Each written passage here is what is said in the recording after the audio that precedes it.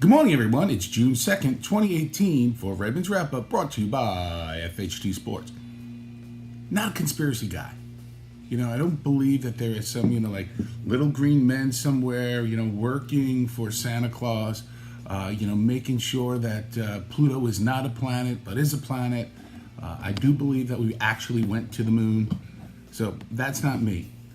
But it's amazing if you ever read Charles Young, and you talk about things like synchronicity, how some things fall into place. So what I want to talk to you about real quickly today is the uniqueness that maybe in some small measure the Oakland A's have something to do with the wonderful run for the soon most likely to be Stanley Cup champion Vegas Golden Knights. Yes, the Oakland A's, baseball's Oakland A's, have something to do with the unbelievable first-year success of the Vegas Golden Knights.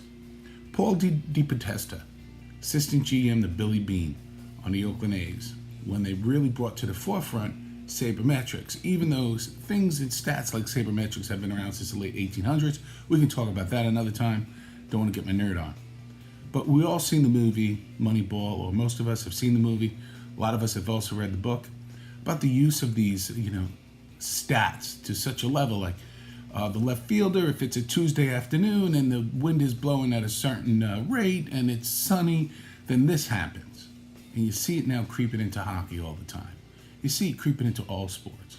The free agent market is not as lucrative as it used to be because now sabermetrics are used to validate not paying established players as much as they were previously getting.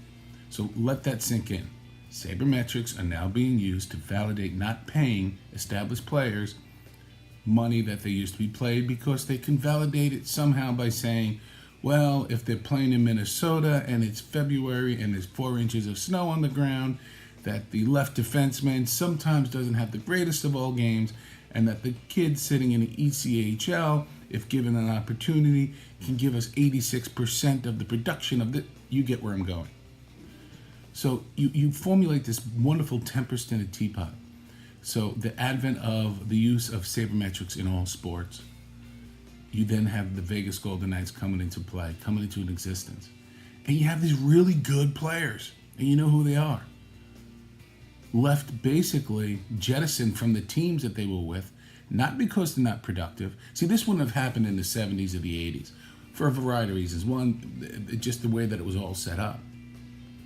But two, it was set up this way to jettison some of these players that might have been, quote unquote, past their prime, might have been not performing at levels that people thought they were. And then you can get rid of these people and then in return get a cheaper player who, for whatever reason, you can, the people who've never played the game, sit there and do the math, can validate their place on the payroll. So you have these players that are just like out there. And the Golden Knights, George McPhee, right? George McPhee put together the Washington Capitals. He put together the Golden Knights. Paul DePodesta, who really was the advent of real matriarch, if you will, patriarch rather, of sabermetrics in the modern gaming era, is now what? He's running the Cleveland Cavaliers, who are in the finals yet again. Isn't that amazing? Think about it. Moneyball leads to the Golden Knights. One of the biggest supporters of sabermetrics, he now runs the Washington Capitals. So, in some small measure, you look at it and you see that the lines are there. How the thought process of building the Oakland A's helped create the Golden Knights, because people trying to pinch some pennies, not pay players, and they're looking for validation not to pay them. These players were available for a genius, an absolute genius like George McPhee to pick up. And by the way, if you never saw George McPhee play in the NHL, boy, the guy was a fighter. Unbelievable. Unbelievable.